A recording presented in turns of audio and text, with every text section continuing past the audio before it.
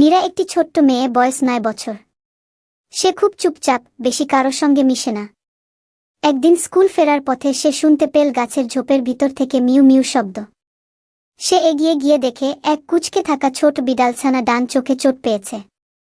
নীরা বিড়ালটিকে তুলে নিয়ে বাসায় আসে। মা প্রথমে একটু আপত্তি করলেও নীরার কাতর মুখ দেখে রাজি হন। নীরা বিড়ালটির নাম দেয় চিকু। প্রতিদিন চিকুর চোখে ওষুধ দেয়, নরম কাপড়ে মুছে দেয় আর আদর করে ঘুম পাড়ায়। কয়েক সপ্তাহের মধ্যেই চিকু পুরোপুরি সুস্থ হয়।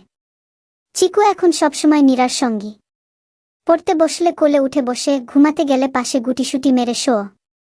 একদিন স্কুলে প্রেজেন্টেশনে সবাই যখন নিজের প্রিয় জিনিস নিয়ে বলছিল, নীরা বলল, আমার প্রিয় বন্ধু হলো একটা ছোট বিড়াল, চিকু।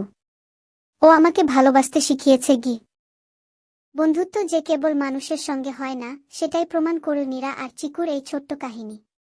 ভিডিওটা ভালো লাগলে অবশ্যই লাইক দিয়ে শেয়ার করুন আর চ্যানেলটা সাবস্ক্রাইব করে নোটিফিকেশন অন করে দাও।